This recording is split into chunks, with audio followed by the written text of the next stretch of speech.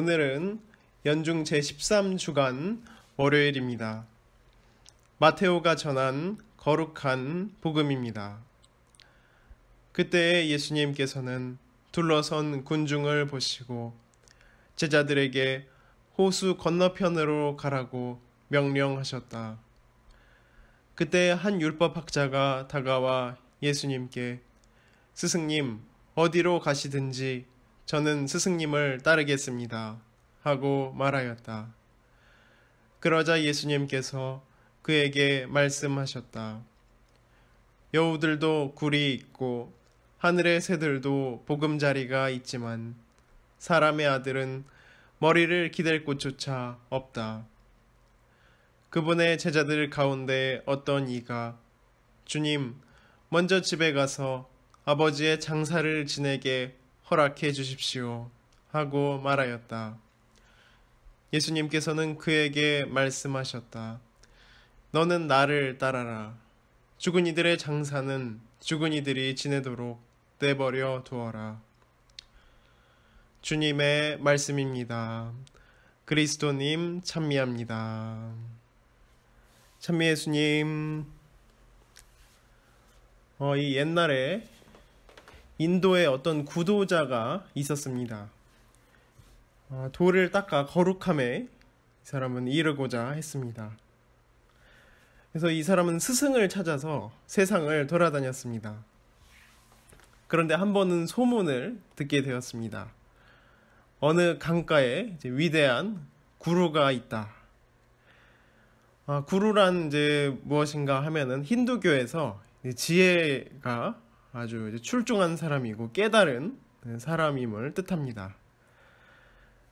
그래서 이 위대한 스승을 찾아가야겠다 생각을 해서 그 강가로 갔습니다. 그래서 이 구루에게 깊은 인사를 하면서 저를 제자로 삼아 주십시오 하면서 인사를 했습니다. 근데 이 스승이 위아래로 이렇게 한번 쭉 훑더니 또 이렇게 아주 뚫어져라 바라보는 겁니다. 사실은 이 스승은 이제 가짜였습니다. 이 스승이 겉으로는 좀 거룩한 척 하지만 속은 이제 그렇지 않았습니다. 이 사람이 이제 이야기하기를 나는 말이요 제자를 받을 때 항상 순명 정신을 시험합니다. 당신이 내 제자가 되고 싶으면 저기 있는 강을 한번 가로질러 갔다가 다시 되돌아오십시오. 이 사람이 그래서 강에 가보니까 악어들이 우글우글 살고 있었습니다. 그러니까 사람들한테 물어보니까 간 사람마다 나온 사람이 없어서 다 이제 죽었다고 합니다. 근데 이 사람은 워낙 이제 마음이 순수했기 때문에 그 순명의 정신으로 들어간다고 했습니다. 그래서 강으로 들어가기 전에 간절히 기도했습니다. 우리 스승, 위대하신 스승님의 이름은 찬미를 받으소서. 우리 위대하신 스승님의 이름은 찬미 받으소서. 하고 건너가니까 아무 악어도 물지를 않고 그대로 건너왔습니다. 이걸 보고 이 스승이 깜짝 놀랐습니다. 아이고, 이게 내가 미처 몰랐던 것이 있었구나. 내 이름이 이렇게 위대한 줄은 몰랐다. 악어들이 꼼짝을 못하는구나. 내 이름만 들어도 저렇게 움직이지를 못하는데 이 몸이 직접 한번 들어가면 어떨까? 저 악어들이 아주 나자빠지지 않을까? 됐다. 그래서 동네방네 이제 소문을 내고 친구들도 불러오고 온 세상 사람들을 이렇게 전부 이렇게 불러 모았습니다. 그래서 내가 온 세상이 보는 앞에서 이 악어 소굴에 들어갔다 오리라. 근데 이 사람이 들어가기 전에 나의 이름은 찬미를 받으라. 나의 이름은 찬미를 받으라. 그리고 들어갔습니다. 그러니까 들어가니까 악어들이 가만히 있지 않고 입을 한껏 벌려서 한 입에 먹어버렸습니다. 사람이 착각은 자유입니다. 자기가 위대하다고 생각하는 사람들, 자기가 스스로 하느님을 잘 믿는다고 생각하는 사람들, 자기가 거룩하다고 생각하는 사람들, 많은 사람들이 착각에 살고 있습니다. 특히 하느님을 믿는다고 생각하는 사람들, 또 우리 모두 또한 그렇게 생각을 하고 있습니다. 하느님을 이제 잘 믿고 있다고 하지만 우리는 가끔 적당한 이유와 핑계로 이제 성당에 빠지고 매주 오는 사람도 있지만 그냥 들락날락 하는 사람도 많습니다. 바쁘다고 빠지고 또 피곤하다고 빠지고 이 일 있다고 빠지고 이런저런 이유로 빠지고, 사실 그 내면 안쪽으로 들어가서 하느님을 진정으로 믿는지 들여다볼 필요가 있습니다. 만약에 그냥 매주 그냥 100만 원씩 준다고 하면은 성당은 아주 미어 터질 것입니다. 하느님은 100만 원보다 영원을 그냥 가져다 주시는데도 사람들이 빠지고 들락날락하곤 합니다. 영원한 것은 보이지 않고 돈은 보이는 것입니다. 차이는 그것입니다. 기도하면서 열심히 살고자 하지만 기도는 바빠서 못합니다. 그렇지만 우리가 노는 일은 잘합니다. 카페를 가든 TV를 보든 항상 하느님을 1등으로 모시지 않고 내가 남는 시간으로 모시기 때문에 하느님은 2등, 3등으로 밀려납니다. 그래서 하느님도 우리를 2등, 3등으로 생각하실지도 모르겠습니다. 이 세상을 위해서 일하는 사람들이 참으로 많습니다. 근데 이러한 일들은 악어밥이 되는 지름길이라고 할 수가 있습니다. 이 세상이 주는 것들, 악어밥이 되기 딱 좋은 지름길인 것입니다. 이 사도 바오로는 이런 이야기를 합니다. 내가 자랑할 것은 우리 주 예수 그리스도의 십자가, 그것만이 자랑할 것이다. 나는 예수의 낙인이 찍힌 자라고 했습니다.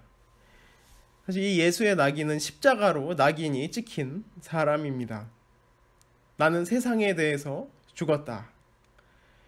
이것이 그리스도인이 전하는 바로 그 평화, 바로 평화를 전하는 우리의 자세입니다.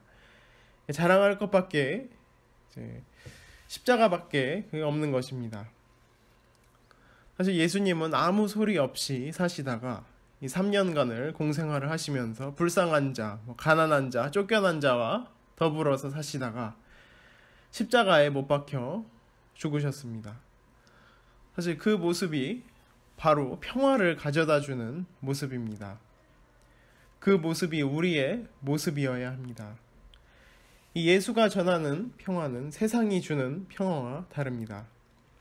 이 세상 많은 사람들이 평화를 이야기합니다. 곧 잘 먹고 잘 사는 평화. 그러나 예수님이 전하는 평화는 이와 다릅니다.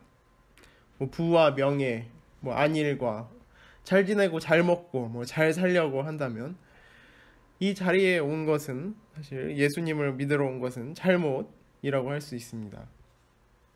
우리 모두는 예수의 평화를 얻으려 온 것입니다. 예수의 평화는 어떠한 것인가? 바로 하느님 나라를 이 세상에 실존하게 하는 것입니다.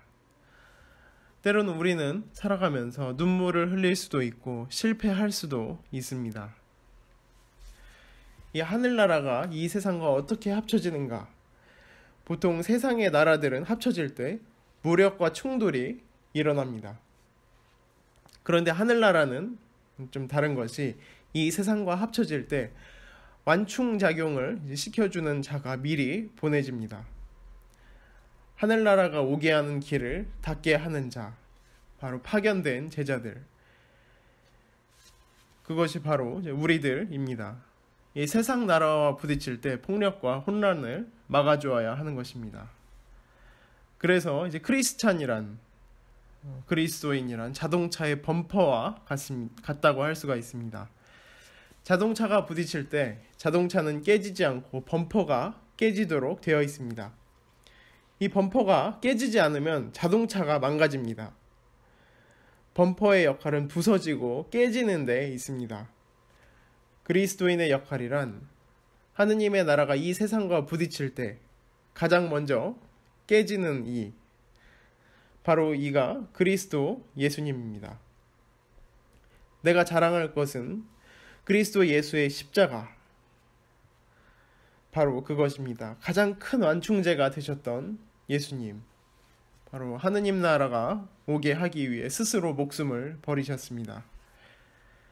그래서 그리스도인이 된다는 것은 바로 십자가를 통해서 세상에 대해서 죽는 것입니다. 세상의 명예나 권리, 부, 성취에 대해서 이미 죽어버린 것입니다. 그래서 우리의 역할, 평화를 전하는 우리의 모습, 먼저 깨어지는 모습, 남 앞에서 먼저 깨어져야 합니다. 십자가의 성 요한이 원래 갈멜의 이제 회원이었는데 처음 들어가 보니까 별로 안 좋아서 이 갈멜을 좀 개혁하려고 했었습니다. 근데 개혁하려고 하니까 좀 더 하느님과 친밀하게 되고 좀 더 기도를 많이 하게 됐는데 좀 더 그리스도인답게 십자가를 가까이 하려는 삶을 살 때 다른 동료들이 막 시기 질투를 하고 막 두들겨 패고 이제 혼을 냈습니다. 그때마다 이제 하느님께서 이제 나타나셔서 네가 나를 위해서 굉장히 고생을 많이 했으니 내가 너의 소원을 들어주마. 너의 소원이 무엇인가 이렇게 물어봤다고 하십니다. 근데 십자가의 성 요한은 이제 말하기를 저를 더욱 핍박받게 해주고 더욱 경멸받게 해주십시오. 더욱 업신여김 받는 것이 자랑할 것밖에 없는 그리스도인의 십자가임을 알기 때문입니다. 그러나 우리는 이런 위대한 일을 할 수는 없습니다. 우리가 더 경멸받고 비하받게 할 수 있겠습니까? 사실 그냥 평범하게 예수님이 더 잘 알려지고 모든 사람에게 사랑받게 한다면 사실 그것으로 족한 일입니다. 우리는 위대한 혁명가도 아니고 이름 있는 영신 수련가도 아닙니다. 그냥 아주 평범한 사람입니다. 평범하게 그리스도를 전하고 또 그리스도가 모든 이에게 알려지고 또 모든 사람이 그리스도를 사랑하고 사랑받게 하는 그 작은 삶 속에서 그것이 이루어지면 좋겠습니다. 그래서 모든 이에게 예수님이 전하는 평화, 눈먼 이가 눈을 뜨고 배고픈 자가 배를 채우는 평화, 욕심과 남을 미워하고 착취하고 자랑하고 질투하고 자기 중심적이고 이런 것을 통해서 언제나 남에게 피해를 끼치는 이런 것들을 우리가 경계해야 하는 것입니다. 우리는 예수의 낙인을 이미 받았습니다. 그렇기 때문에 우리가 예수님처럼 평화를 전하는 완충제인 것을 잊어버리지 말아야 합니다. 깨어진다는 것, 세상의 어떤 악어도 결코 우리를 집어삼키지 못합니다. 우리가 자랑할 것은 십자가만이라고 이야기할 수 있으면 좋겠습니다. 그분을 따르는 길, 나를 따르라고 말씀하시는 예수님의 평화가 마음속에 가득한 하루 되시기를 바랍니다.